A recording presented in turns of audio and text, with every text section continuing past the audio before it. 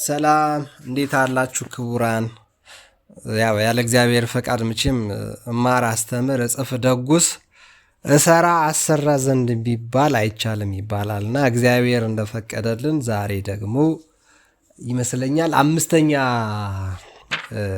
ቅጂን እለቅላችኋለሁ ማለት ነው። ይሄ አሁን 96 ዓመት የሆናቸው ዶክተር አክሊሉ ሀብቴ በ90 ዓመታቸው የጻፉት መጽሐፍ ነው። ድንቅ መጽሐፍ ነው። የመጀመሪያው ኢትዮጵያዊ ዶክተር የቀዳማዊ ኃይለ ሥላሴ ዩኒቨርሲቲ ፕሬዝዳንት ናቸው። የጻፉት በ90 ዓመታቸው ነው። አሁን ዛሬ የማነብላችሁ የኢትዮጵያን መምህራንን የማዘጋጀት ፕሮግራም ማለት ቀዳማዊ ኃይለ ሥላሴ ዩኒቨርሲቲ ሲቋቋም ወይም ዩኒቨርሲቲ ኮሌጆች በአለማያ፣ በጎንደር፣ በጅማ፣ በአዋሳ እንደዚህ በመሳሰሉት ቦታዎች ላይ ሲቋቋም በተለይም የአራት ኪሎ ዩኒቨርሲቲ ኮሌጅ ሲቋቋም ጠቅላላ የነበሩት በኮተቤም በተፈሪ መኮንንም በዊንጌትም በእቴጌ መነንም አብዛኞቹ ፈረንጆች ነበሩ እና ፈረንሳይኛ፣ እንግሊዝኛ፣ ስዊድኖች እና የተለያዩ የሃይማኖት ተልእኮ የነበራቸውና የሀገራቸውን ቋንቋና ባህል በማስተዋወቅ ላይ የነበሩ ናቸው። ይሄ የነደዳቸው የወቅቱ ትልልቅ ሰዎች ከቤተ መንግስትም ከሀገሪቷ ሊቃውንት መካከል ሊቃውያን የሆኑት ሁሉ አስበውበት ነበር። ምንድነው ያሰቡት? መምህራን መተካት ይጠበቅብናል፣ አለዛ ሌሎቹ አገሮች እንደተገዙት ኢትዮጵያም መገዛቷ አይቀርም ብለዋል። ያው ዞሮ ዞሮ ዛሬ ያለንበት ሁኔታ ከቀኝ ግዛት የሚተናነስ ባይሆንም ግን እኛ የትልልቅ ሰዎች ልጆች መሆናችንን ትልቅ ለመሆንም ሩቅ ነገር ማገዶ እንደማንፈጅ በቂ ነገር እንዳለን ለመነሻ የሚያሳይ ነገር ነው። እኚህ ጸሐፊው ዶክተር አክሊሉ ሀብቴን እድለኛ ሆኜ ከአንድ ሁለት ጊዜ ማግኘት አጋጣሚ ተፈጥሮልኛል። በኮሮና ሰዓት አንድ ጊዜ፣ በሁለተኛ ሰዓት ነው። መጀመሪያ ግን ቦሌ ጁፒተር ሆቴል ነው። ከዛ በፊት ያገኘኋቸው ይመስለኛል። ከ5 ዓመት በፊት መጽሐፉን ያገኘሁት አካባቢ ማለት ነው። የገዛሁበት ጊዜ አካባቢ ነው። 600 ገጽ በላይ ነው ያለው። የቀዳማዊ ኃይለ ሥላሴ ዩኒቨርሲቲ ታሪክ መቋቋም ታሪኩ እና የከፍተኛ ትምህርት ኢትዮጵያ ውስጥ ያለበትን ሁኔታ በጣም ባለድርሻ ስለሆኑ ፕሮፌሰር ጌታቸው ኃይሌን የመሳሰሉ ትልልቅ ሰዎች ይመሰክሩላቸዋል። ለሀገሪቷ ንጉሱ ቢባሉ ለትምህርት ሚኒስቴር ወይም ለሀገሪቷ ትምህርት ለዘመናዊ ትምህርት ዶክተር አክሊሉ ሀብቴ ናቸው። ስለዚህ ይህ መጽሐፍ ደግሞ የሚተርከው እኔ አሁን ከ300 ገጽ በኋላ ነው ፈቃድ እስካገኝ ድረስ እየተረኩት እያነበብኩላችሁ ያለሁት። ከ300 ገጽ በፊት በጣም ብዙ ቁም ነገሮች አሉት። አንደኛው የመጀመሪያው አካባቢ 90 ገጾች የሚያወሩት የኢትዮጵያ ትምህርት የአብነት ትምህርቶቹ የጥንታውያን ትምህርት የሙስሊሞችን ምን ይመስል እንደነበረ እና በተለይ እሳቸው የሚያውቁትን የአብነት ትምህርቱን 90 ገጽ አካባቢ እድል ሰጥተውት የሙስሊሞቹን ብዙ ስለማላቅ የአብነት ትምህርቱን አውቃለሁ ብለው ተናግረዋል። በማስተርስ በፒኤችዲ በዲግሪ በዲፕሎማ በሰርቲፊኬት ደረጃ ቢሰላ ከንባብ ትምህርት ከፊደል ትምህርት ዳዊት ከመድገም ጀምሮ ዜማ ቤት፣ ቅኔ ቤት፣ መጽሐፍ ቤት፣ አቋቋም የመሳሰሉት ትምህርት ቤቶች ምን እንደሚሆኑ 90 ገጽ አካባቢ በደንብ ይተርካሉ። ከዚያ ከ1900 እስከ 1928 ወይም ጣሊያን እስከመጣችበት ጊዜ ድረስ የዳግማዊ ምኒልክ ከከፈቱት የመጀመሪያው ትምህርት ቤት ጀምሮ እስከ ተፈሪ መኮንን፣ እቴጌ መነን፣ ኮተቤ የመሳሰሉ ዊንጌት የመሳሰሉ ትምህርት ቤቶችን ይተርካሉ። ከዚያ በኋላ ከጣሊያን መልስ ዩኒቨርሲቲ ኮሌጅ በማቋቋም ሀገሪቷ የደከመችው ትምህርት ላይ ስላልሰራች ነው በሚል ዘመናዊ ትምህርትን ለመስራት በጣም ደክመዋል። ግን ያው ሚሽነሪዎች ስለነበሩ ነጮቹ አብዛኞቹ ዩኒቨርሲቲ ኮሌጅን ያቋቋሙት የሃይማኖት ተጽዕኖ ነበረባቸው። ያው ኋላ እንደሚታወቀው የአብዮት ትውልድ ተፈጥሯል። አብዮተኛ ትውልድ ተፈጥሯል። ብሔር ስልጣኔ ሳይሆን ብሔርን የፈጠረው ትራክተር ከትራክተር ከመስራት ብሔርን የሰራው መከፋፈልን ነው፣ መሰነጣጠቅን ነው። አንዱ ብሔር ይበልጣል፣ የአንዱ ወገን የኔ ይሻላል እንጂ ትራክተር የሰራ ብሔረሰብ የለም። ማለት በስልጣኔ ሀብታም የሆነ ብሔር ኢትዮጵያ ውስጥ የለም። ስለዚህ ፒኤችዲው ዲግሪው ማስተርስ ይዞ በአሁኑ ሰዓት በብዛት የሚቆለሉብን ሰዎችን ስናያቸው እውቀት እንደ ሸማ የተጎናጸፉ አይደሉም። ሀብትም ያላቸውም አይደሉም። ከይቅርታ ጋር 4 ኪሎ የነበሩት የኬሚስትሪ ፒኤችዲ ያላቸው በታክሲ ከኔ ጋር ሲመላለሱ ካልከፈልኩ ሁሉት ብዬ እንዳስቸገርኳቸው አስታውሳለሁ። ስለዚህ የሀገራችን ትምህርት ዘመናዊ ትምህርት ድሃን ያደረገን፣ የውጭ ተለጣፊን ያደረገን፣ የቀደሙት ግን አብስሏቸዋል። የአብነት ትምህርት አብስሏል እና ሀገር ጠብቀዋል ከነድንበሩ ከነብዙ ነገር። ያንን የቆጫቸው ዘመናዊ ትምህርት ሲቋቋም ያዩ ምሁራን ምን ተጋድሎ እንዳደረጉና ኢትዮጵያን መምህራን ለመፍጠር የሄዱበትን ሂደት በጣም የምወደው በቃላቸው ቦሌ ጁፒተር ሆቴል ከ5-6 ዓመት በፊት እንደነገሩን በጣም የኮራሁበትና አቡነ ፊሊጶስ፣ ዶክተር አባ ኃይለ ገብርኤል፣ ዶክተር መዝገቡ ካሳ፣ ሊቀ ሊቃውንት ገብረ ሕይወት ፈንታ፣ ይሄ የሙዚቀኛ ልጃቸው የቴዎድሮስ አፍሮና የሙላቱ አስታጥቄ ፒያኒስት የሆነው ቴዎድሮስ አክሊሉ እኔ እና ሌላ ተጨማሪ 2 ወይ 3 ሰዎች በነበረ ስብሰባ ላይ እንዲያወሩት ተደጋጋሚ የጠየኩት ይሄን ነበረ። የሚገርመኝ የዛ ሰዓት ከነበረው ስብሰባ አጭር ስብሰባ ጳጳስ ባለበት የመጀመሪያ ጊዜ ስሰበሰብ ነው። እሱንም የሆነው ቀዳማዊ ኃይለ ሥላሴ ትምህርት ዩኒቨርሲቲ ሲቋቋም የመንፈሳዊ ኮሌጅ አስፈልጎት ነበረ። መንፈሳዊ ኮሌጅ ደግሞ እንደ ፋካልቲ የተፈለገው ቅድስት ስላሴ ነው።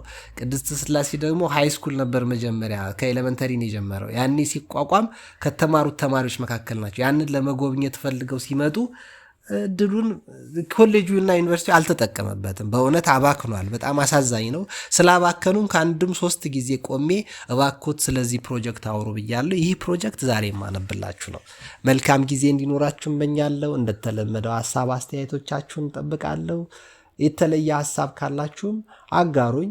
የተሻለ ሀሳብ ለማመንጨትና ለማካፈል ጥረት አደርጋለሁ። ጥሩ ጊዜ እንዲኖራችሁ እመኛለሁ። ጽሑፉ እንዲህ ይላል። ከሁሉም በላይ መሰረታዊውና ለዘለቄታ ውጤት አስተማማኝ ነው ተብሎ የታመነበት በተቻለ ፍጥነት ችሎታ ያላቸው ኢትዮጵያን መምህራንን ማፍራት ነው። ይህ ሂደት ደግሞ አማራጭ የሌለውና አባቶችን በትክክል እንደሚሉት የሀገሩን ሰርዶ በሀገሩ በሬ መቋቋም ነው። በጣም የተረጋጉና ብስል ሰው ስለሆኑ ነው ረጋ ብዬ ለማንበብ መሞክረው።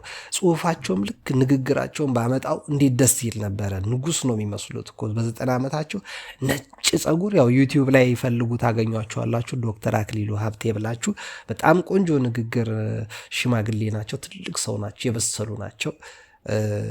ሸገር መዓዛ ኤፍኤም ላይ ያደረጉትም ቃለ ምልልስ ብትሰሙ ትጠቀማላችሁ። እና ረጋ ብለው ስለሆነ ነው አንዳንድ ጊዜ ረጋ ብለው። እንደሚታወቀው ዩኒቨርሲቲው ስራውን ሲጀምር በየኮሌጆቹ የነበሩት ኢትዮጵያውያን መምህራን ቁጥር በጣም አነስተኛ ነበር። በዚህ ዝግጅት ላይ የነበሩትም እንዲሁ ትንሽ ቁጥር ነው የነበራቸው። ቀደም ብለው ለከፍተኛ ትምህርት ወደ ውጭ ሄደው በመመለስ ላይ የነበሩትም እንደተመለሱ በመንግስት አስተዳደር ውስጥ ይፈለጉ ስለነበር አይገኙም። በማናቸውም መንገድ ቢታይ የዩኒቨርሲቲውን ገጽታ ኢትዮጵያዊ መልክ ለመስጠት ራሱን ችሎ እንዲያስተምርና እንዲያስተዳድር ለማድረግ ኢትዮጵያውያንን ማስተማርና መቅጠር የማያጠያይቅ ራስን የመቻል ጥያቄ መሆኑን ያልተረዳ አይገኝም። ችግሩን ለመፍታት በማሰብ በዚህ ጸሐፊ ይላሉ። በጣም እግዚአብሔር ይስጥልኝ። ይሄን ነበር የፈለግኩት፣ አገኘሁት ማለት ነው። በዚህ ጸሐፊ በራሳቸው በዶክተር አክሊሉ ሀብቴ በቃላቸው ያኔ ቦሌ ጁፒተር ሆቴል ስለነገሩ ነው። በዚህ ጸሐፊ በእንግሊዘኛ ቋንቋ የተዘጋጀ ኢትዮጵያውያን መምህራንን ማዘጋጀት በሚል አንድ ማስታወሻ በኦክቶበር 27 1962 1962 እንደ አውሮፓ አቆጣጠር ማለት ነው። በእኛ 56 አካባቢ ለዩኒቨርሲቲ ፕሬዝዳንት ለልጅ ካሳ ቀርቦ ነበር። ማስታወሻውም በዝርዝር እንዴት አካዴሚክ መምህራን፣ የአካዴሚክ አስተዳደር ሰራተኞችን፣ ልዩ ልዩ እንደ ቤተ መጻሕፍት አያያዝ ያሉትን ሙያተኞችና ሰራተኞችን፣ ቴክኒሻኖችና ጸሐፊዎች የመሳሰሉትን ለማሰልጠንና ለማዘጋጀት ለስኮላርሺፕ የሚያገለግል የገንዘብ ምንጭ አፈላልጎ የሥራ ሁኔታዎችን በማመቻቸት እቅዱን ማስፈጸም ይቻላል በሚሉ አርዕስቶች የተዘጋጀ ነበር። በጣም የሚገርሙ ሰው ናቸው። የገረመኝ ያነበብኩት አይደለም። የዛሬ 5 ዓመት የኮሮና አካባቢ ቅድስት ስላሴ ዩኒቨርሲቲን ሲጎበኙ ሊቀ ጳጳሱ አቡነ ፊሊጶስ በሌላ ጉዳይ ቢዚ ነበሩ። እርሶ ሳይወለዱ ነው እንዴ ፒኤችዲ የተወለደ? እርሶ ፒኤችዲ ሳይዙ ነው እንዴ የተወለድኩት ያሉት አቡነ ፊሊጶስ በሌላ ጉዳይ ቢዚ ሆነው ነበር። ዶክተሩ ግን የዛ ሰዓት ምን እያሉ ነበር? ለፒኤችዲ ምርመራ ዝግጁ የሆነ ለመመራመር ለመሰልጠን ዝግጁ የሆነ ሰው ካላችሁ ስኮላርሺፕ ማመቻቸት እችላለሁ፣ ፈንድ እችላለሁ እያሉ ነበር። ያንን እድል እሳቸው የዛ ቀን ሳይሆን ከ50 ዓመት በፊት በ1956 ለምን ከ50 ዓመት በፊት ከ61 ዓመት በፊት በ1956 ለልጅ ካሳ ለቀዳማዊ ኃይለ ሥላሴ ተመካክረው ኢትዮጵያውያን ስኮላርሺፕ የሚያገኙበትን ነገር እናመቻችሉ ነበር ማለት ነው። ከ60 ዓመት በኋላ መጥተው ለቅድስት ሥላሴ ዩኒቨርሲቲም ይህንን እድል ብለው ነበር፣ አልተጠቀሙበትም። ያሳዝናል፣ በእውነት ያሳዝናል። ሁልጊዜ መባከን፣ እድልን ማጣት የአፍሪካ የእግር ኳስ እና የአፍሪካ ፖለቲካ ይመስል ሁሉን ነገር ነጥብ መጣል በጣም ነው የሚያስጠላው። ለማንኛውም እንቀጥል። ዩኒቨርሲቲው ሲጀመር የኢትዮጵያውያን ቁጥር ከጠቅላላው መምህራን ጋር በመቶኛ ሲሰላ ዩኒቨርሲቲ ኮሌጅ ማለትም የአሁኑ 4 ኪሎ 29 በመቶ ነበር። መሐንዲስና መንፈሳዊ ኮሌጅ ቅድስት ሥላሴ ማለታቸው ነው፣ እያንዳንዳቸው 24 በመቶ ነበር። ቅድስት ሥላሴ ዩኒቨርሲቲ ራሱ የነበረው ነጭ ነው ማለት ነው ሲበዛ። ግብፃውያን ነበሩ። ንጉሱ እንዳይተቹ ከካቶሊክ አመጣችሁ እንዳይባሉ ከግብፅ ነው ያመጡት። ከግብፅ እና ከሶሪያ መጥቶ ይሁን አላውቅም። ስለዚህ መንፈሳዊ ኮሌጅም ሆነ ህንፃ ኮሌጅ፣ ምህንድስና ኮሌጅ የነበሩት 24 በመቶ ነው ኢትዮጵያውያን። በእነዚህ ኮሌጆችም ሆኑ በሌሎቹ ቁጥሩ ማደግ እንዳለበት የታወቀ ቢሆንም በመስከረም 1962 እንደ ኤውሮፓ አቆጣጠር ወይም በእኛ 1956 በ1956 በታናናሪቫ ማዳጋስካር በዩኒስኮ በተካሄደው የአፍሪካ ከፍተኛ ትምህርት ቤቶች ጉባኤ የአፍሪካውያን መምህራንን ቁጥር በማሳደግ 1980 እንደ ኤውሮፓ አቆጣጠር ወይም በእኛ በ1972 አካባቢ ማለት ነው ላይ እንደ አርት፣ ህግ፣ ሳይንስ፣ መሐንዲስና አርኪቴክቸር ኮሌጆች 100% አርት፣ ልብ በሉ አርት፣ ህግ፣ ሳይንስ፣ መሐንዲስና አርኪቴክት 100% አፍሪካዊ መሆን እንደሚችልና እንደሚገባ የሚያሳስብ ጽሑፍ ቀርቦ ነበር በ1972። እሳቸውም የተሳተፉበት ጉባኤ ነው። ምናልባት ሐሳብ ስላልሰጡን እንጂ ጽሑፉም የሳቸው ሊሆን ይችላል። በኢትዮጵያ በኩል የቀረበው ማሳሰቢያ የሚቻልና እንዲያውም ከዚያ ባነሰ ጊዜ እንደሚደረስበት ተገምቷል። እውነት ነው። በአሁኑ ሰዓት ዩኒቨርሲቲዎቻችን ጠቅላላ ማለት በሚቻል መልኩ አብዛኞቹ ኢትዮጵያውያን ናቸው። በቅድስት ሥላሴ መንፈሳዊ ኮሌጅም ከአንድ ህንዳዊና አንድ እንግሊዛዊ በስተቀረ እኔ ራሴ ያስተማረኝ ሰው አልገጠመኝም። በአዲስ አበባ ዩኒቨርሲቲም የገጠመኝ ፈረንጅ ብዙ አይደለም። በፕሮቴስታንት ኮሌጅም በካቶሊክ ኮሌጅ ትንሽ ገጥሞኛል። የገጠሙኝ ብዙ አይደሉም። በኢትዮጵያ ምድር ተተክቷል፣ ግን ጥራት የላቸው፣ ብስለት የላቸው። ሰው አያበስሉም። ሰው ፍሬ እንዲያፈራ አያደርጉም። ማምከን ግን ይችላሉ። ይሄ አሳዛኙ ገጽታ ነው። ተተክተዋል፣ ነጮችን ተክተዋል፣ ግን ያመክናሉ እንጂ አያበስሉም። ፍሬያማ አያደርጉም ብዙዎቹ። እዚያ ለመድረስ ከየፋካልቲው ማለት ኢትዮጵያ እንዲተኩ ለማድረግ ከየፋካልቲው በየዓመቱ ከሚመረቁት ከ3 እስከ 8 ጎበዝ የሆኑትን እንደ ረዳት አስተማሪ ለ1 ዓመት ቀጥሮና ገምግሞ ስኮላርሺፕ በማፈላለግ 30ና ከዚያም በላይ የሆነ ቁጥር ለከፍተኛ ትምህርት በመላክ በ5 ዓመት ውስጥ እስከ 150 ጀማሪ መምህራን ማፍራት እንደሚቻል የጽሑፌ ያሳስብ ነበር ይላሉ። በተጨማሪ በውጭ ሀገሮች ልዩ ልዩ ዩኒቨርሲቲዎች ውስጥ በልዩ ልዩ ሀገር በመማር ላይ ያሉትን ኢትዮጵያን በተገኘውና በተቻለው ዘዴ በማፈላለግና በመመልመል ተጨማሪ መምህራንን ማግኘት እንደሚቻል አሳስቦ ገንዘቡ የሚገኝበትን ምንጭ ጠቁሞ ወደፊት ለመራመድ የዚህ አይነት ሂደት በፖሊሲ መልክ ተወስኖ መንቀሳቀስ እንደሚገባ የሚያስገነዝብ ነበር። በመጨረሻም በዚህ ማስታወሻ የቀረበው መንፈስ ተቀባይነት የሚያገኝ ከሆነ ጉዳዩን የሚከታተል ኮሚቴ ተቋቁሞ ስራው ሳይውል ሳያድር እንዲጀምር ያሳስባል። ፕሬዝዳንቱም ልጅ ካሳ በቀረበው ማስታወሻ ፍሬ ነገር ተስማምቶ አንድ የስኮላርሺፕ ኮሚቴ እንዲቋቋም በማድረግ ጉዳዩ በስራ አስፈጻሚውና በመምህራኑ ጉባኤ በየፋካልቲውም ውይይት በማካሄድ ስምምነት ተገኝቶ ጎበዝና ፈቃደኞች የሆኑ እየተመለመሉ ለአንድ ዓመት በየዲፓርትመንቶቹ ስር እያገለገሉ ተስማሚ ሆነው የተመረጡት ለከፍተኛ ትምህርት ስኮላርሺፕ እየተፈለገ በመላክ የኢትዮጵያን መምህራን ቁጥር ማጠናከር ተቻለ። በአመራረጥና በአስተዳደርም የዚህን ጉዳይ የሚከታተለው የፋካልቲው ጉባኤ ኮሚቴ እንዲሁ እየተጠናከረ በማዕከላዊ አስተዳደርም ውስጥ ይህን ጉዳይ የሚከታተል የአስተዳደር አካል ማቋቋም በጥቂት ዓመታት ውስጥ በየዓመቱ በአንዴ እስከ 50 የሚደርሱ ጎበዞችና የአንድ ዓመት የሥራ ልምድ ያላቸው ምርጥ ወደሆኑ ዩኒቨርሲቲዎች እየተላኩ በመማርና ተመልሶ በማገልገል የኢትዮጵያን ጀማሪዎች የመምህራንን ቁጥር በሰንጠረዥ 13 እንደሚታየው እያደገ እንዲሄድ ተደረገ ይመስለኛል። ፕሮፌሰር ሽብሩ ተድላ ሲናገሩ እንደሰማሁት ከነዛዎቹ መካከል ነው የሚሆኑት። ሲጀመር የኢትዮጵያውያኑ ቁጥር ከጠቅላላው ቁጥር ጋር በንጥጥር ሲሶ የነበረው በ1969 በፈረንጅ ማለት ነው፣ በእኛ በ1960 አካባቢ ከግማሽና ከዚያ በላይ ሆኖ አደገ ማለት ነው። በማንም ሚዛን ባለው አመለካከት በምንም መስፈርት ቢገመት የተተለመውና የተፈለገው ግብ ውጤት ነው። ለዝግጅት ብቻ 10ና ከ10 ዓመት በላይ የሚጠይቅ የትምህርት ጊዜ ሰጥቶ እንደዚህ ያለ ደረጃ መድረስ የተቻለው በእቅድና በትጋት በመስራት ብቻ ነው። አንድ ሰንጠረዥ አስቀምጠዋል። ሰንጠረዡ ርዕስ የኢትዮጵያን መምህራን ከጠቅላላው መምህራን ቁጥር ጋር ሲነጻጸር ይላል። በ1961 እንደ አውሮፓ አቆጣጠር ነው አብዛኞቹ የተቀመጡት። በእኛ በ1954 አካባቢ ማለት ነው ኢትዮጵያን መምህራን 62 ነበሩ። የውጭ ሀገር መምህራን 120፣ ጠቅላላ 182። የኢትዮጵያን ቁጥር በጠቅላላ ከ100 ሲሰላ 34 ነበር። በእኛ በ1960 አካባቢ 198 ኢትዮጵያን ተገኙ። በስንት ዓመት ውስጥ ማለት ነው? በ7 ዓመት ልዩነት ማለት ነው።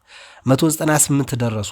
የውጭ ሀገር መምህራን 251፣ ጠቅላላ 449፣ በመቶኛ ሲሰላ 44% ሆነ። የኢትዮጵያን 10% ጨመሩ ማለት ነው። በቀጣዩ ዓመት የኢትዮጵያን መምህራን ቁጥር 257 ደረሰ። የውጭ ሀገር 243 በለጣቸው ማለት ነው። ጠቅላላ የመምህራን ቁጥር 500 ሆነ። የኢትዮጵያን ቁጥር 51 ከመቶ ሆነ ማለት ነው። በቀጣዩ ዓመት የኢትዮጵያን ቁጥር 269 ደረሰ። የውጭ ሀገር 223፣ ጠቅላላ የመምህራን ቁጥር 492 ደረሰ። የኢትዮጵያን ቁጥር 54 ከመቶ ሆነ ማለት ነው።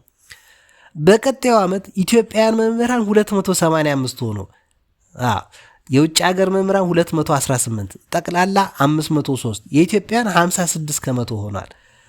በቀጣዩ ዓመት በ1972 በእኛ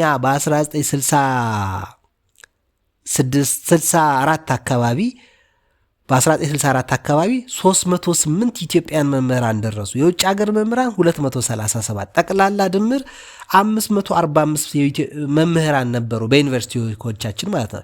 የኢትዮጵያን ቁጥር ከጠቅላላው 56 ከመቶ ሆነ። ጎበዝ አስተውልሃል።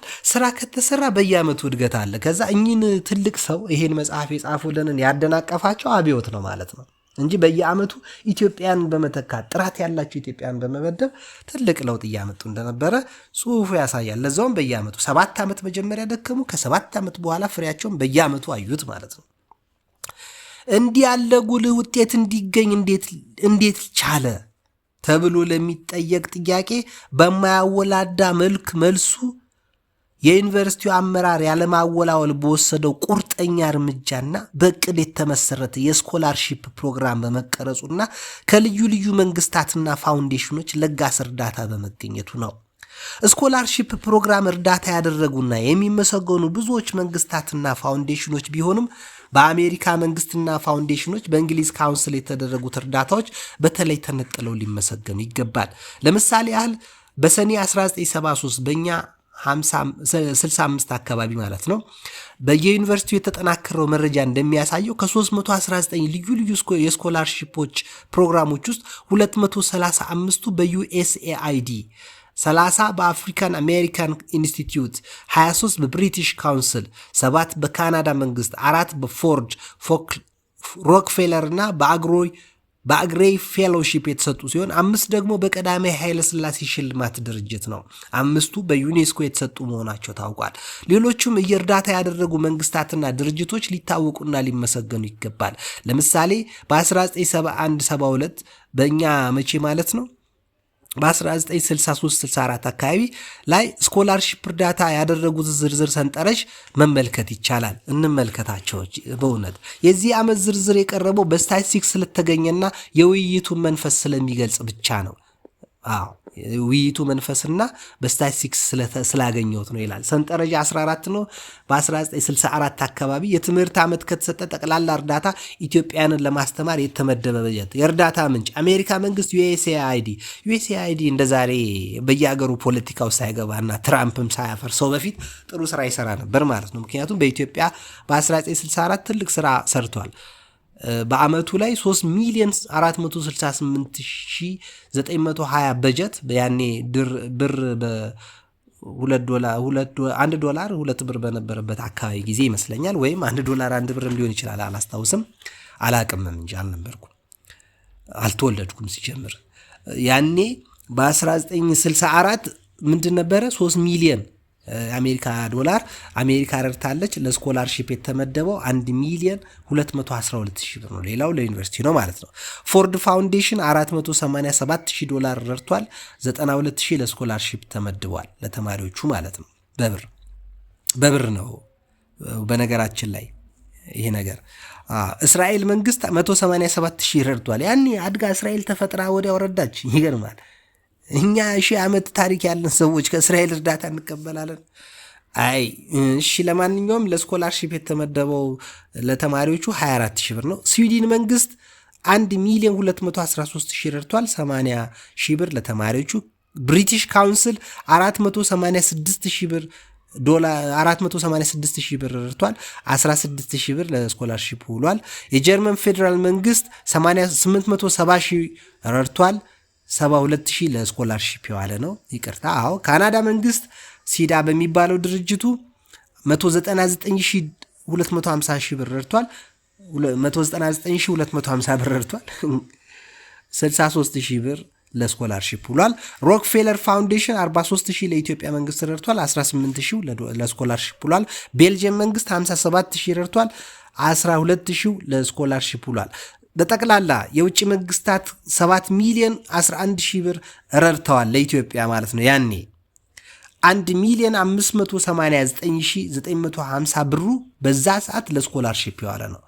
ምን ማለት ነው?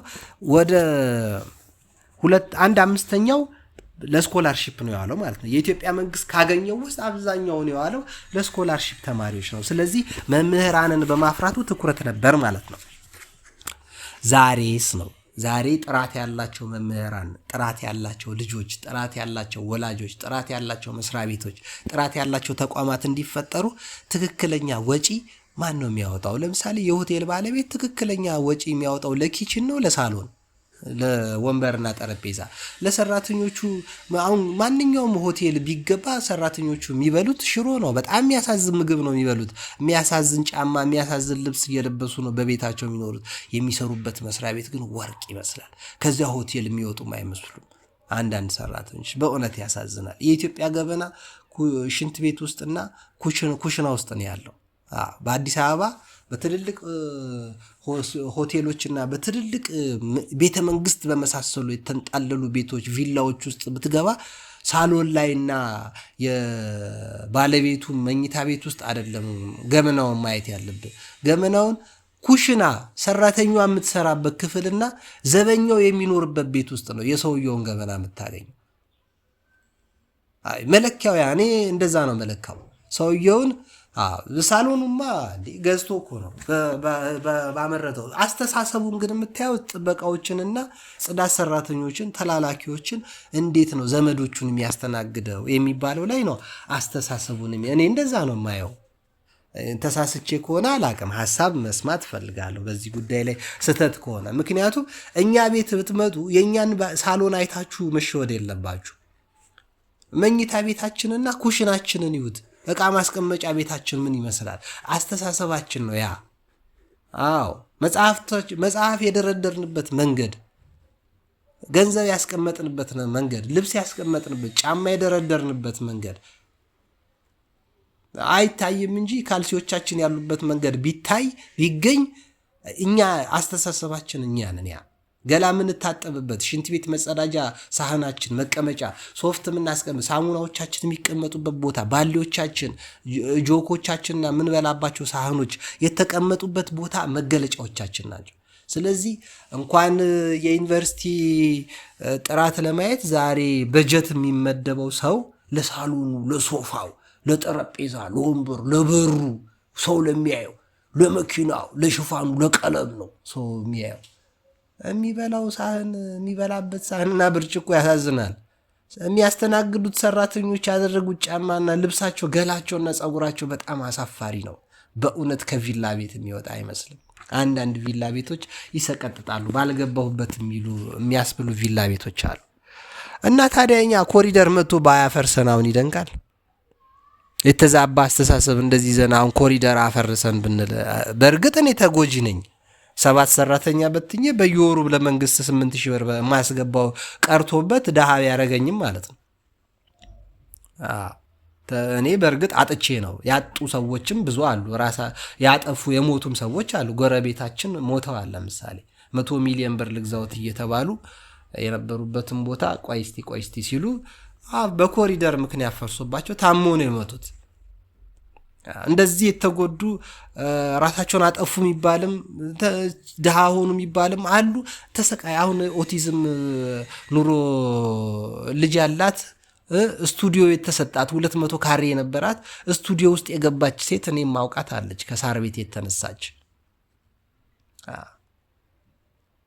እንደዚህ የሳር ቤት 150 ካሬ ሜትር የቀበሌ ቤት ውስጥ ትኖር የነበረች ለኦቲዝም ልጅ ያላት ስንት ቤተሰብ የምታስተዳድር ስራ እየሰራች እዛ ውስጥ የምትኖር የነበረች ተቸግራ ነው የምትኖረው። በጣም አሳዛኝ ነው። ወደ ለማኝነት ያችን የመሰለች ክብርት ሴት በወጣትነት 45-50 አልሞላ እድሜዋ ታማሚ ልጅ ይዛ እንዲህ እንድትሰቃይ ተደርጓል። አሳዛኝ ኑሮ ነው የምትኖረው። ይሄ ያሳዝናል። አዝናለሁ። ግን መፍረስ ግን ነበረብን። ምክንያቱም ባለሀብቶቹም ጥጋበኞች ነው፣ ባለስልጣኖቹም ጥጋበኞች ነው፣ የሃይማኖት ሰዎችም ጥጋበኞች ነበር። ጥጋባችን የሚታየው መኝታ ቤታችን ውስጥ፣ ኩሽናችን ውስጥ፣ ዘበኛ ቤቶቻችንና ዘመዶቻችን፣ ሰራተኞቻችን ላይ ነው የሚታየው። ምክንያቱም እኛ የምናወጣው ብር፣ የምንነዳው መኪና፣ የምንለብሰው ልብስ፣ የምንኖርበት ሳሎንና ሶፋችን አይደለም የኛ መገለጫ፣ ሰራተኞቻችን ናቸው። እኔ በዛ ነው ማየው። ለዛ ነው ይቅርታ ብዙ አወራው። አዳዲስ ፋካልቲዎች መቋቋም ዞሮ ይሄን ያልኩት ለምንድን ነው? የድሮ የኢትዮጵያ መንግስት ከበጀቱ አብዛኛውን ዋናው ነገር ላይ ነው የሚያውለው። ዛሬ ዋና ነገር ላይ እንድናውል ለማሳሰብ ነው። ይቅርታ። አዳዲስ ፋካልቲዎች ማቋቋም ዩኒቨርሲቲው ተመርቆ ስራውን በጀመረባቸው ዓመታት ከዚህ በላይ እንዳስረዳ ነው ካከናወናቸው ተግባሮች መካከል አዳዲስ ፋካልቲዎችና ኮሌጆች ማቋቋም ሌላው ትልቁ ስራው ነበር። በአዲስ መልክ የተከፈቱትን ቀጥለን እናቀርባለን። ዩኒቨርሲቲውን እንዲቋቋም የተዋቀሩት ልዩ ልዩ ኮሚቴዎችና የጥናት ቡድኖች ስለሚዋቀሩት ኮሌጆች ዝርዝር ጥናት አቅርበዋል። ቀደም ሲል በትምህርትና ስነ ጥበብ ሚኒስቴር የተቋቋመው ኮሚቴ ቀጥሎም በትምህርት ሚኒስቴር ጠያቂነትና በአሜሪካን ተራድኦ ጽሕፈት ቤት ትብብር የተደረገው ዩታ የሚባለው ዩኒቨርሲቲ ጥናት መቋቋም ስለሚገባቸው ኮሌጆች ሐሳብ አቅርቧል። በመጨረሻም ቻንስለሩና ንጉሠ ነገሥቱ ዩኒቨርሲቲውን በይፋ ሲከፍቱ ባደረጉት ንግግር በ1954 ማለት ነው እንዲሁ በበኩላቸው በቅድሚያ መከፈት ስለሚገባቸው ኮሌጆች መመሪያ ሰጥተዋል። በእነዚህ መመሪያዎች መሰረት ዩኒቨርሲቲ የሚከተሉትን አዳዲስ ፋካልቲዎች በተራ እንዲከፈቱ አደረገ። የትምህርት ፋካልቲ እንደ አውሮፓ አቆጣጠር ነው የተቀመጠው። በቻልኩት መጠን በኢትዮጵያን አቆጣጠር ባነበው ይሻላል። በአማርኛ ያነበብኩ በእንግሊዝኛ መቁጠር ጥሩ አይደለም። የትምህርት ፋካልቲው በ1954፣ የህግ ፋካልቲ በ1955፣ የቢዝነስ አስተዳደር ፋካልቲ በ1955፣ የማህበራዊ አገልግሎት ትምህርት ቤት በ1958፣ የሕክምና ፋካልቲ በ1958 ዓመተ ምህረት እንዲቋቋሙ ተደርጓል። የትምህርት ፋካልቲ እንየውስቲ ይላሉ። ለኢትዮጵያ ትምህርት መስፋፋትና መሻሻል ከሚያስፈልጉት ዝግጅቶች መካከል ወይም የዚህ መጽሐፍም ዋና ትኩረት ከሆነው ማለታቸው ነው አይደል እንዴ? ራሳቸው ዶክተር አክሊሉ ሀብቴም በዚህ 96 ዓመታቸው ሙሉ ከ80 በላይ ዓመት እድሜያቸውን በትምህርት ላይ ነው ያሳለፉት። ስለዚህ ትምህርት ላይ አሁንም ቢሆን በዋሽንግተን ዲሲ ሲኖሩ በትምህርት ላይ በቤተክርስቲያንም በዋሽንግተን ዲሲ ማርያም እያገለገሉ እንደሆነ ሰማለሁ። ከጥናትም ላይ ይሳተፋሉ፣ ምክርም ይሰጣሉ። የሚጠቀምባቸው ኢትዮጵያ ያተው እንጂ እኚህን አይነት አሁን ፕሮቴስታንቶች አግኝተዋቸው ቢሆን የ96 ዓመት ዶክተር ሙስሊሞች አግኝተዋቸው ቢሆን ለምነው ያመጧቸው ነበረ። ያኔ ቀዳማዊ ኃይለ ሥላሴ ቅድስት ሥላሴ ሳይኮሎጂ ዛሬ በኮሮና ሰዓት 5-6 ዓመት በፊት ከ4-5 ዓመት በፊት እንደመጡት ማንም ሐሳባቸውን ከቁብ እንዳልቆጠረው አይደለም። በዚህ መጽሐፍም እንደሚጽፉት አይደለም። አግኝተዋቸው ቢሆን ምን አለ አፍሪካውያን አግኝተዋቸው ሌላ የአፍሪካ ሀገሮችን እኚህን ሰው አግኝተው ቢሆን እንዴት ነበር የሚጠቀሙባቸው? በእርግጥ አሁንም እየተጠቀሙባቸው ነው። አረቦች፣ አውሮፓውያን፣ አሜሪካ እየተጠቀሙባቸው ነው። እያገለገሉ ስለሆነ ነው የጡረታ ደሞዝ ተከፍሏቸው ተንቀባረው አሜሪካ ውስጥ በ96 ዓመታቸው የሚኖሩት። ኢትዮጵያ ውስጥ ቢሆኑ አንደፋቸው እውነት ነው ያስብላል። ይቅርታ ቃሉ እውነት ነው እንዴ? ምን እየተደራረገን ነው ዛሬ? ወዳጄ ከፋ ይላል። የኚህ ሰውዬ ዋናው ትኩረት የትምህርት ፋካልቲ ነው እና እንዲሉልናል። ለኢትዮጵያ ትምህርት መስፋፋትና መሻሻል ከሚያስፈልጉ ዝግጅቶች መካከል የመምህራን ማሰልጠን ቅድሚያ እንዲሰጠው ማስፈለጉ በሁሉም ዘንድ ተቀባይነት ያገኘ ጉዳይ ነበር። ስለዚህም አንድ ራሱን የቻለ ኮሌጅ በተቀዳሚ ማቋቋም የታመነበት ውሳኔ ነበር። ዩኒቨርሲቲ ኮሌጅ የ4 ኪሎ ማለት ነው በአርትስ ፋካልቲ ስር የትምህርት ክፍል አቋቁሞ በአሜሪካን ተራድኦ ድርጅት እርዳታ እያገኘ በአመት 25 በአገልግሎት ላይ ካሉ የአንደኛ ደረጃ መምህራንና አስተዳዳሪዎች እየመረጠ በመቀበል ለሁለተኛ ደረጃ መምህርነት ማሰልጠን በ1956 በፈረንጅ ነው የሚቆጥሩት፣ በእኛ በ1949 ይላሉ ተጀመረ። ከዚያን ዓመት ጀምሮ የዚህ የሁለተኛ ደረጃ መምህራን ዝግጅት የኤጁኬሽን ትምህርት ሙያ በመምረጥ ከሚሰማሩት ጋራ እንዲጠቃለል ተወስኗል። ስለዚህ የትምህርት ስራ ወይም የኮተቤ አሁን የሚሰራውን ስራ በ1949 የተጀመረው 66 ዓመቱ አካባቢ ማለት ነው። እኔም የውጭ ሀገር ተልኬ ትምህርቴን ጨርሼ በ1957 በፈረንጅ በእኛ 48 አካባቢ ስመለስ የማስተማር ስራዬን የጀመርኩት በዚህ የትምህርት ክፍል ነው። ወዳጅ አስተውል። በ1949 አካባቢ እሳቸው ትምህርት የጀመሩት ስራ የጀመሩት በትምህርት ኤጁኬሽን ፋካልቲ ነው ማለት ነው። ከአንድ ዓመት ማስተማር በኋላ የክፍሉ ኃላፊ በመሆን አገልግሎት እንድሰጥ ተደረገ።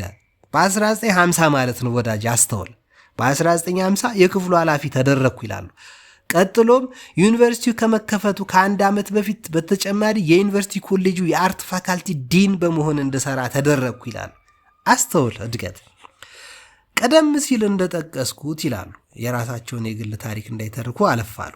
የሁለተኛ ደረጃ መምህራን በብዛት ማሰልጠን አስፈላጊነት በጣም የታመነበት በመሆኑ ዩኒቨርሲቲው እንደተቋቋመ የትምህርት ፋካልቲ በ1962 በፈረንጅ በእኛ 54 አካባቢ ዩኒቨርሲቲው እንደተቋቋመ በ1954 ነው የተቋቋመው። በመጀመሪያ ከተከፈቱ አዳዲስ ፋካልቲዎች ቀዳሚው ነበር። የዩታ ቡድን ጥናት ስለ ትምህርት ፋካልቲና ስለ መምህራን ዝግጅት የአሜሪካው ማለት ነው ባቀረበው ዘገባ አስፈላጊነቱን ከዘረዘረ በኋላ በትምህርትና ስነ ጥበብ ሚኒስቴር ስር የተቋቋሙት የመምህራን ማሰልጠኛ ትምህርት ቤቶች ደረጃቸው ወደ ኮሌጅ እንዲያድግ የመምህራን ማሰልጠኛ ወደ ኮሌጅ እንዲያድግ በማድረግ ሌሎችም ተጨማሪ የመምህራን ማሰልጠኛ ኮሌጆች በየክፍለ ሀገሩ በማቋቋምና እንዴትም ሰብሰብ ባለ አመራር እንደሚተዳደሩ ጭምር ሰፊ ሀተታ አቅርቦ ነበር።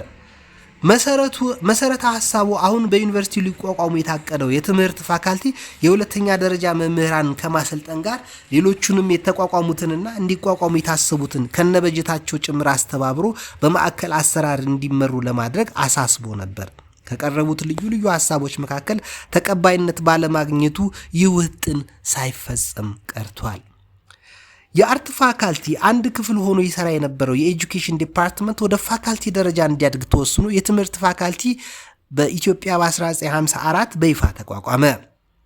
እኔም ከአርት ፋካልቲ ዲንነት ወደ ኤጁኬሽን የትምህርት ፋካልቲ ዲንነት ተዘዋወርኩ።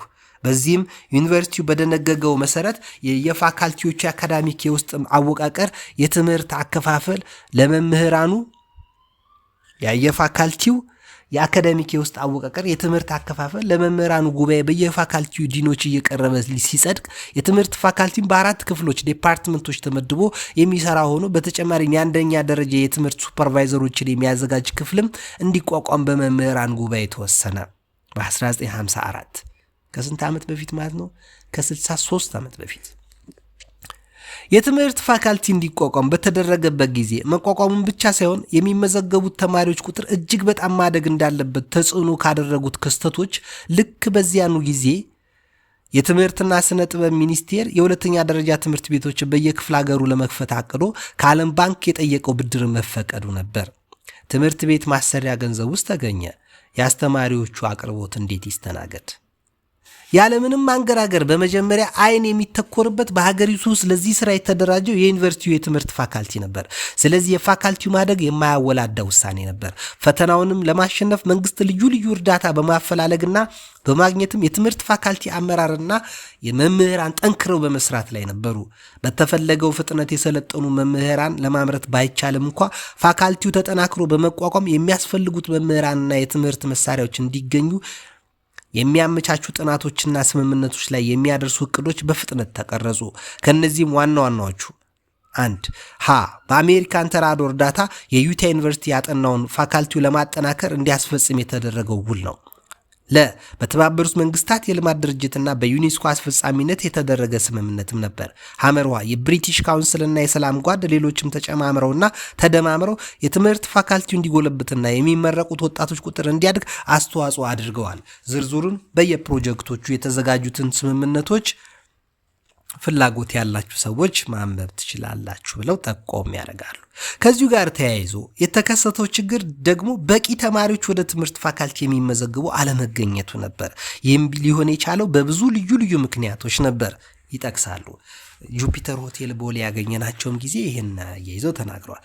ዋናዎቹ የመምህርነት ሙያ በወጣቶቹ የነበረው ተፈላጊነት የቀዘቀዘ መሆኑና የሁለተኛ ደረጃ መልቀቂያ ፈተናቸው በደንብ የሚያልፉት ተማሪዎች ቁጥር መጠነኛ ሆኖ መገኘቱ ነበር።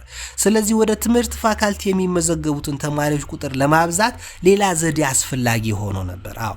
መምህር ለመሆን ብዙ ሰው አይመርጥም ነበር። አሁን ዛሬ ሐኪሞች እንዲህ ችግር ገጥሟቸው ማን ነው ነገ ሐኪም ለመሆን የሚመኘው? የሕክምናን መግደል እንዳይሆን መንግስት ቆም ብሎ ማሰብ አለበት። የሚያስብ ሰዎች ቆም ማለት አለባቸው። ምክንያቱም ዛሬ መሪዎች፣ ዛሬ ባለስልጣኖች፣ ዛሬ ባለሀብቶች ነገ እናት ልጆቻቸው ይታመማሉ። የሚያከምላቸው ተራ ሰው እንዳይሆን ጥንቃቄ ማድረግ ያለባቸው። ነገ የሚሳሱለት ልጃቸውን የሚያክመው ተራ ሐኪም እንዳይሆን ዛሬ ነው ስራ መስራት አለባቸው። ዛሬ የሚጨነቁለትና የሚሳሱለት ድንቡሽቡሽ እያደረጉ የሚያሳድጉትን ልጅ ነገ ተራ ሐኪም ይጫወትበታል። ስለዚህ ክብር መስጠት ሁሉም ባለበት ይጠበቅበታል ማለት ነው። ያኔ ይህንን አሳስቧቸው ነበር። የዚህ መጽሐፍ ጻፊ የዚህን አንበሳውን ድርሻ ተወጡት። እስቲ እንዴት እንደሆነ አብረን እናንብበው፣ እኔም ስላላነበብኩት። ይህንን ጉዳይ ትምህርት ፋካልቲው አጥንቶ በልዑል በእደ ማርያም ላብራቶሪ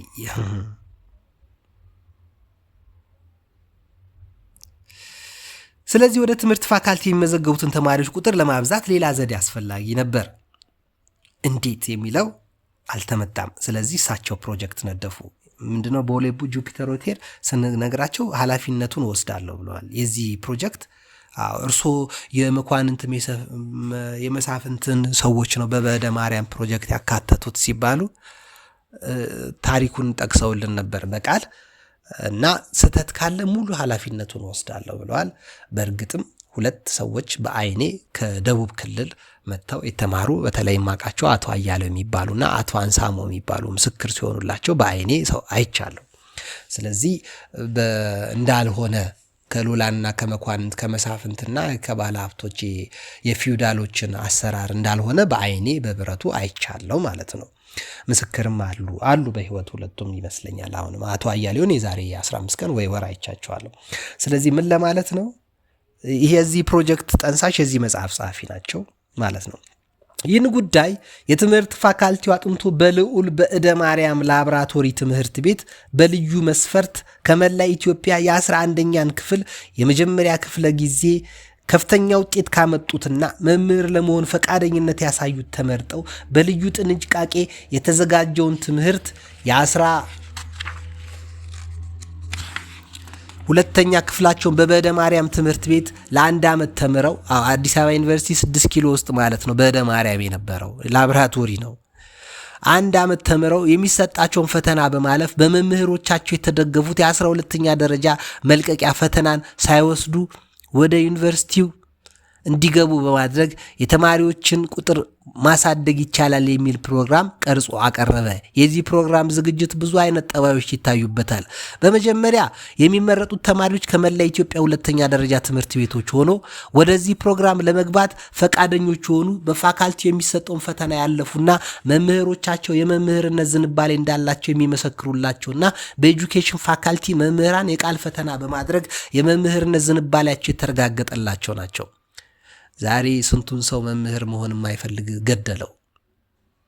የመምህርነት ዕውቀትም የሌለው ማለት እንደዚህም ተመርጦ ፈተና ተፈትኖም አይደለም። መምህር እኮ ውዳቂ የሆነ ውጤት ያለው ሰው ነው የሚገባበት። ለሕክምና ነው ጥሩ ትምህርት ያለው የሚመደበው።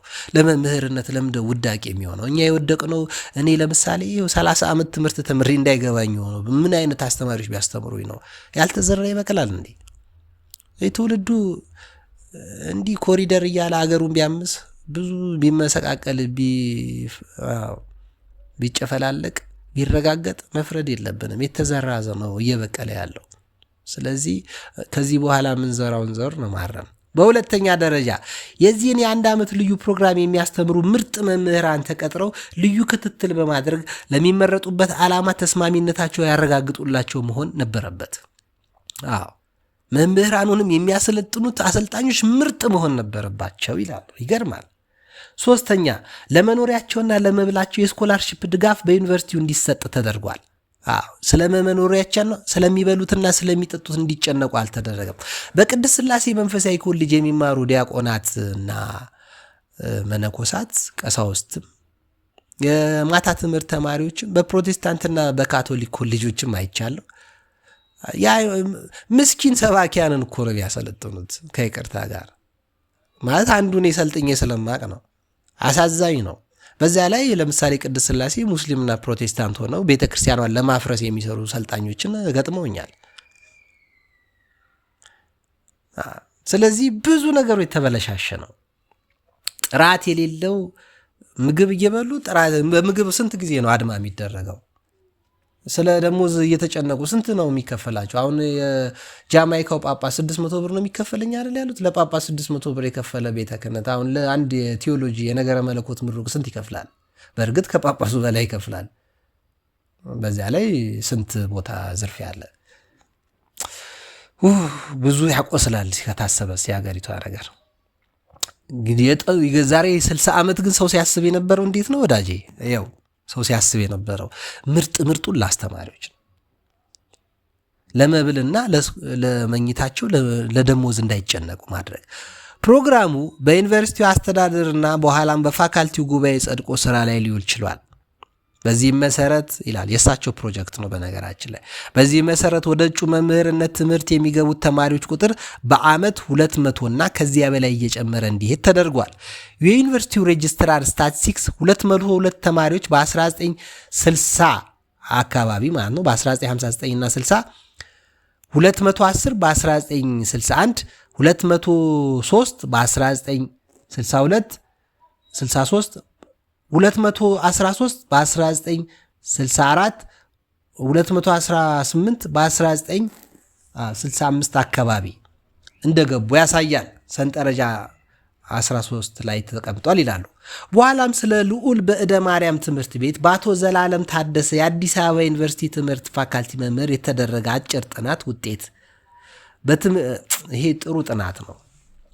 በትምህርት ሚኒስቴር የሕዝብ ግንኙነት አገልግሎት ተዘጋጅቶ በመጽሔተ ትምህርት የቀረበውን ተመልክቼ በትምህርት ሚኒስቴር የህዝብ ግንኙነት አገልግሎት ተዘጋጅቶ በመጽሔተ ትምህርት የቀረበውን ተመልክቼ ያኔ የነበረው አንዳንድ ሁኔታ ከ25 ዓመታት በኋላም እንዳልተፈታ ተረድቻለሁ ይላሉ። አዎ እሳቸው ከተሰደዱ በኋላ፣ ምክንያቱም አብዮቱ ከመጣ በኋላ እሳቸው የሉም። ይህን የመሰለ በየዓመቱ 200 ምርጥ መምህራን የሚወጡበት ለዩኒቨርሲቲ ብስል መምህራን የሚወጡበት ፕሮጀክት በደርግ ተቋረጠ። የተገደለብንም ብቻ ነበር ለካ የምናስበው። በየዓመቱ 200 በላይ ወርቅ የሆኑ መምህራን ይመረቱ ነበር። እነዛ መምህራን ማምረት በደርግ ቀረ፣ በኢህአዴግ ባሰ። አሁን በብልጽግና አለ። በቤተ ክህነት አላየውም፣ በአዲስ አበባ ዩኒቨርሲቲም አላይም። ብርሃኑ ነጋ ነው የሚያመጣው። ታምር ነው። እስቲ እናየዋለን። ለማንኛውም በኋላም ስለ ልዑል በትምህርት ሚኒስቴር የህዝብ ግንኙነት አገልግሎት ተዘጋጅቶ በመጽሔተ ትምህርት የቀረበውን ተመልክቼ ያን የነበረው ችግር ከ25 ዓመት በኋላ በደርግ አልፎ በኢህአዴግም እንዳልተፈታ ማለት እኮ ነው። የተመረጡትንም ቁጥር ደራሲው በሚከተለው ሁኔታ አቅርቦታል። በፋካልቲው መምህራን የተሰጡትን የመግቢያ ፈተናዎች በመውሰድና ለመምህርነት ሙያ ፈቃደኝነት በማሳየት በየዓመቱ የገቡትን ሲዘረዝር የቁጥሮች ልዩነት እንዳለ ብመለከትም በእኔ እይታ የሬጅስትራሩን ቁጥር በመምረጤን ቀደም ሲል አመልክቻለሁ። ሆኖም የቁጥሩ ልዩነት ሊዛባ የሚችልበትንም በመገመት አልፌዋለሁ። ሌላው በዚያን ጊዜ ያልታሰበ በታሪክና በሂደት የተገኘ ውጤት ምንም እንኳ ራሱን የቻለ የክትትል ጥናት ባይደረግም በግል በየቦታው በማገኛቸው የቀድሞ የልዑል በደ ማርያም ተማሪዎች በቃል ባገኘሁት መረጃ አንዳንዶቹ በትምህርቱ መስመር በማስተማር ባይቀጥሉም ሐኪሞች፣ ኢኮኖሚስቶች፣ መሐንዲሶች ወዘተ በመሆን ስመጥር ውጤት ያስመዘገቡ መሆናቸውን ነው። በሌላ በኩል ብዙዎች በመምህርነት ሙያ ቀጥለው በትምህርታቸውም ደረጃ ጨምሮ በስራቸውም አድገው አስተዋጽኦ እያደረጉ መሆናቸውን ተገንዝቤያለሁ። ግን ምን ያህሉ በመምህርነትና በትምህርት አመራር እንደቀጠሉ የክትትል ጥናት ባለመደረጉ ለማወቅ አልቻልኩም ይላሉ እኚህ የ90 ዓመታቸው የጻፉት ይህን መጽሐፍ። ብዙዎችም በዘመኑ የሁለተኛ ደረጃ መልቀቂያ ፈተና ባለማለፍ ዩኒቨርሲቲ የመግባት እድላቸው የተወሰነ የሁለተኛ ደረጃ ተማሪዎች በዚህ እድል ተጠቅመው ማየት ደስ የሚያሰኝ የትምህርት ፋካልቲ በቀረጸው የአመራረጥ ዘዴ ወደ ትምህርት ፋካልቲ ብቻ ሳይሆን ወደ ዩኒቨርሲቲ የመግባት ተጨማሪ እድል እንዳስገኘላቸው ይጠቁማል።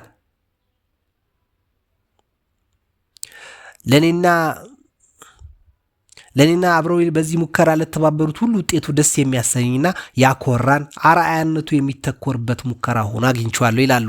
ሰንጠረዥ 15 በ1968 በኢትዮጵያ በ1960 አካባቢ የትምህርት ዘመን በበደ ማርያም ትምህርት ቤት ለመምህርነት የታጩ ተማሪዎች የትምህርት ዘመን በ1960 በፈረንጅ ነው የሚቀርበው ብዙዎቹ። በ1960 ፈተናውን የወሰዱት 1053 ተማሪዎች ናቸው። አልፎ በበደ ማርያም ትምህርት ቤት የገቡ 269፣ ዩኒቨርሲቲ የገቡ ደግሞ 209 ናቸው። ከ60ው ተንጠባጦ ወድቋል ማለት ነው። በ1961 ደግሞ 1365 ተማሪዎች ፈተና ወስደው ለመምህርነት ነው እንግዲህ አስብ 259 በደ ማርያም ገቡ። ከዛ 210 ናቸው ዩኒቨርሲቲ የገቡት። ሌላው ተንጠባጦ ወደ 50 ተማሪ ተንጠባጠበ ማለት ነው።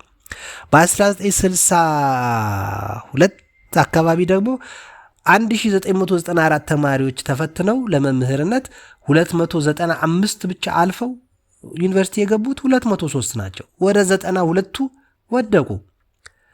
በ1963 አካባቢ 2653 ተማሪ ተፈትኖ 312 ነው በደ ማርያም የገቡት እኚህ የዚህ መጽሐፍ ደራሲ የሚቆጣጠሩት። ስለዚህ ፈተናው በጣም ቀላል አልነበረም ማለት ነው። ዩኒቨርሲቲ የገቡት 213 ናቸው ወዳጄ። ከ100 በላይ ተንጠባጥቦ ቀረ። አንድ ዓመት ሰልጥነው ከአንድ ዓመት በኋላ ተባረሩ ማለት ነው። በ1964 አካባቢ ደግሞ ደርግ ከመምጣቱ በፊት 2845 ተማሪ ፈተናው ወስዶ 349 ተማሪ አልፎ በደ ማርያም ገባኝ። የዚህ መጽሐፍ ደራሲ የሚቆጣጠሩት ፕሮጀክት ላይ ወደ ዩኒቨርሲቲ ደግሞ ያሳለፉት 218 ነው። ምን ማለት ነው? 130 ምናምን ተማሪ ጣሉ ማለት ነው። የፋካልቲው እድገት በተማሪዎች ቁጥር ብዛት ብቻ ሳይሆን በየጊዜው ተማሪዎች የሚሰለጥኑበት የሙያ መስመርም እየጨመረ እየሰፋ እንዲሄድና አዳዲስ የትምህርት ፕሮግራሞች በመቅረጽ ከሁለተኛ ደረጃ የሳይንስና የአርት ትምህርቶች በመምህርነት ዝግጅት ጋር የመካከለኛ ሁለተኛ ደረጃ መምህርነት፣ የልዩ ልዩ የቢዝነስና የቴክኒካል ትምህርት እንደ ኦቶሞቲቭ፣ ድራፍቲንግ፣ ኤሌክትሪካል፣ የብረታ ብረትና የእንጨት ጥበብ ኮርስ፣ የቤት አያያዝ ሙያ፣ ሆም ኢኮኖሚክስ የሚባለው ጀምረውን ነበረ። የኑሮ ዘዴ በሚል ትምህርት ቤት አንደኛ ደረጃ እንማር ነበረ፣ ግን መች ገባን። የቤተ መጽሐፍት አያያዝ፣ የስፖርት አስተማሪነት፣ የቤተ መጽሐፍት እንኳን አሁን ይኩኖ አምላክ መዝገቡ የሚመራው የብሔራዊ ቤተ መጽሐፍ ወመዘክር ጥሩ ስራ እየሰራ ነው። የስፖርት አስተማሪነት፣ የአንደኛ ደረጃ ዳይሬክተርነት፣ ሱፐርቫይዘርነት በትምህርት በዲግሪም በዲፕሎማም ደረጃ እንዲሰጡ በማድረግ የሁለተኛ ደረጃ መምህራን እጥረት ለመሸፈን ከፍተኛ ጥረት ተደርጓል። የፋካልቲውም ተማሪዎች ቁጥር በየጊዜው በማደግ ከፍተኛ ደረጃ ሊደርስ ችሏል።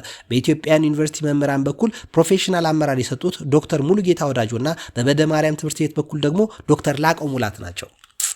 የዚህ መጽሐፍ ጸሐፊ ራሳቸውን አያመሰግኑ። በጣም የሚገርም ነው። ዶክተር ሙሉጌታ ወዳጆና ዶክተር ላቀው ሙላትን ያመሰግናሉ።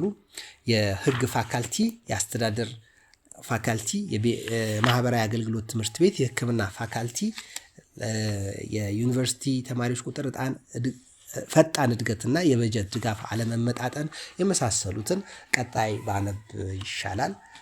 ዛሬ በጣም ታላቅ ቁም ነገር እንደሸመታችሁ ተስፋ አድርጋለሁ። እኔ በጣም በእውነት በቃል የተናገሩትን ቦሌ ጁፒተር ሆቴል የተናገሩትን በጽሁፋቸው እንደጻፉትን ያገኙት በጣም ትሁት መሆናቸውን ያየሁት የወሊሶ ዩኒቨርሲቲ አስተማሪ የሆነው የቦሌ ጁፒተር ሆቴል የብራና መጽሐፍት ውይይት አስተባባሪ መኮንን የሚባል ልጅ ወሊሶ ይመስለኛል ካልተሳሳቱ፣ እሱ የጠየቃቸው ምንድን ነበረ? የበበደ ማርያም ፕሮጀክት የመኳንንትና የመሳፍንት ቤተሰብ የልዑላኑን የፊውዳሎቹን ሰዎች እንዳካተቱ የሚል ጠንከር ያለ ጥያቄ ጠይቋቸው ነበር። አሁን እንዳነበብኩላችሁ በጣም ደስ በሚል በተረጋጋ መልኩ ነው የመለሱት። ከመልሶቻቸው በጣም ደስ ይላል። አንደኛ ጸጉራቸው፣ ትህትናቸው፣ ጸጉራቸው ነጭ መሆኑ እኔ በጣም ደስ ስላለኝ ነው። 92 ዓመታቸው አካባቢ ይመስለኛል ደግሞ ያኔ 91 ወይ 92 ዓመታቸው አካባቢ ነው። እና ግርማ ሞገሳቸው፣ ንግግራቸው፣ ለዛቸው በ91 92 ዓመቱ ዛሬ እኮ በ50 ዓመቱ ዶክተር የሆነ ፕሮፌሰር የሆነ እንዴት እንደሚመጻደቅብን እያየን ነው። እሳቸው በ91 92 ዓመታቸው ትህትናቸው በዩኒቨርሲቲ ኮሌጁ በበደ ማርያም ፕሮጀክት መምህራንን ለመተካት ባደረግነው ስራ ስህተት ካለ ኃላፊነቱን ሙሉ በሙሉ ወስዳለሁ አሉ። እዚህ መጽሐፍ ላይ የጠቀሷቸውና ዶክተር ሙሉጌታ ወዳጆ፣ ዶክተር ላቀው ያሏቸውን የመሳሰሉትን አልጠሩም። ንጉሱንም አልጠቆሙም። እጣታቸው ወደ ሌላ አልቀሰሩም። በእደ ማርያም ከወደቀ ፌል ካደረገ እኔ ኃላፊነቱን ወስዳለሁ ነው ያሉት። እና እንደዚህ አይነት ትልቅ ሰው መጽሐፍ በእውነት እኔ ስላነበብኩላችሁ ደስ ብሎኛል። በእውነት ሙሉ ኃላፊነቱን ወስዳለሁ አሉና አንድ ነገር ላስታውሳችሁና ልጨርስ። ምንድን ያሉት? ፌል አድርጎ ቢሆን እኔ በደርግ ኢትዮጵያ ውስጥ ስላልነበርኩ በኢህአዲግም አልነበሩም። ከ40 ዓመት በኋላ ይመስለኛል ወደ ኢትዮጵያ የመጡት። ፌል አድርጎ ቢሆን በተለያዩ ዓለም አቀፍ ድርጅቶች ስሰራ ወደ ብዙ ሀገሮች ተጉዤ ነበረ እና በየቦታው እያስቆሙኝ ሰላም የሚሉኝ ወጣቶች ብዙ ነበሩ። በየሀገሩ በየክፍል አህጉራቱ ሲሄድ በየተለያዩ እስያ፣ አውሮፓ፣ አሜሪካ፣ ኤዥያ፣ አፍሪካ ውስጥ ለስብሰባ ለተለያዩ ጉዳዮች ሲሄድ እያስቆሙ ሰላም የሚሉኝ ብዙ ልጆች ነበሩ። እንዴት ናችሁ ካልኩ በኋላ የት ነው የምንተዋወቀው እያልኩ ጥረት አደርግ ነበር አሉ። አይ በበደ ማርያም ነው ማውቆት፣ በእደ ማርያም ውስጥ የነበርኩ ተማሪ ነኝ እያሉ ብዙዎቹ መሰከሩልኝ። ታዲያ እንዳየኋቸው ሳጣራ ዓለም አቀፍ ድርጅቶችን ይመሩ የነበሩ ግዙፍ የዓለም አቀፍ ድርጅቶች የወርልድ ባንክ፣ የዩናይትድ ኔሽን፣ የፋኦ፣ ዩኒቨርሲቲዎች፣ ዓለም አቀፍ ተቋማት፣ የየሀገራቱ ከፍተኛ ባለስልጣናት አማካሪዎች፣ የትልልቅ እንደ ቦይንግ የመሳሰሉ መስሪያ ቤቶች ውስጥ የሚሰሩ ሆነው ተገኝተዋል። ታዲያ እነዚህ ትልልቅ ቦታ የደረሱት ልጆች አንደኛ እነሱን አለማወቃቸው ማለት የልዑላን ቤተሰብን አለማስተማራቸው ይመሰክራል። ሁለተኛ ነገር ጥራት እንደነበረው ትምህርቱ አያችሁ 2000 ተማሪ አስፈትነው 300 ነው ለዩኒቨርሲቲ የምርጦች ምርጥ ማለት እኮ ነው ለመምህርነት የመረጡት። ዛሬ ሕክምና የምርጦች ምርጥ እንደሚባለው ማለት ነው። ይህ ነገር ታዲያ ከ50 ዓመት በኋላ ከ60 ዓመት በኋላ ኢትዮጵያ ውስጥ አለ የለም እኮ። ምርጡን አሁን ዛሬ ለልጁ የሚሰጠው ማን ነው? አሰሱም ገሰሱንም እኮ ነው ወላጅ እንኳን ለልጁ እያመጣ ምግብ ነው እያለ የታሸገ ምግብ የሚያበላው። ምግብ እንኳን እኮ ሰው አይመርጥም ለልጁ፣ ለገዛ ልጁ እኮ አይመርጥም። ለገዛ ልጁ ያልራራ ወላጅ ለሌላው እንዴት ይራራል?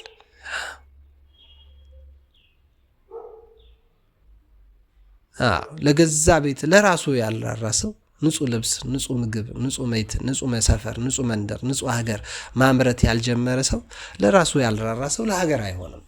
እና ወዳጄ ትምህርት ላይ ዛሬ ዩኒቨርሲቲዎቻችን እንዴት ወደቁ? ከፍተኛ ትምህርት ተቋሞቻችን፣ ሃይስኩሎቻችን፣ ሁለተኛ ደረጃ፣ አንደኛ ደረጃ፣ ኤሌመንተሪ፣ ኬጂዎች፣ የቄስ ትምህርት ቤቶች፣ የአብነት ትምህርት ቤቶች እንዴት ደቀቁ፣ እንዴት ደከሙ የምንል ከሆነ ጥራት ላይ ስለማንሰራ ነው።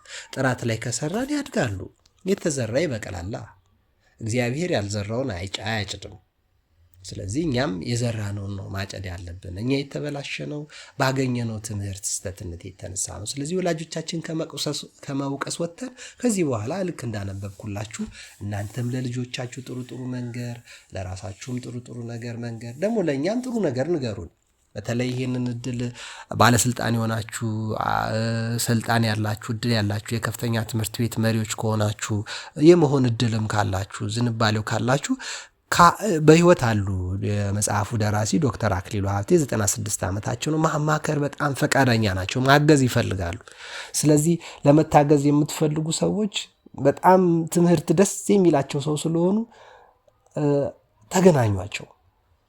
አውሮፓና አሜሪካ ላይ ያላችሁ ዋሽንግተን ዲሲ ነው የሚኖሩት። በዚህ ዓመት አንድ ሰው እንዲያገኛቸው አድርጌያለሁ። በእርግጥ እዚህ ቡራዩ አካባቢ ያሉ አንድ ሰው እንዲያገኟቸው ጥረት አድርጌያለሁ፣ አመቻችቻለሁ። እንደተገናኙም ተስፋ አድርጋለሁ። ለማንኛውም አገኟቸው። ማግኘት የምትፈልጉ ሰዎች አገኟቸው። ጥቅም ነው ያለው። ትልልቅ ሰው ጋር መዋል ትልቅ ያደርጋል። እኔ ስላነበብኩላችሁ ደስ ብሎኛል። ያንዛዛሁት ይቅርታ፣ ያበላሸሁባችሁ ይቅር በሉኝ። ቸሪክ ጠመና ሀሳብ አስተያየታችሁን ጠብቃለሁ።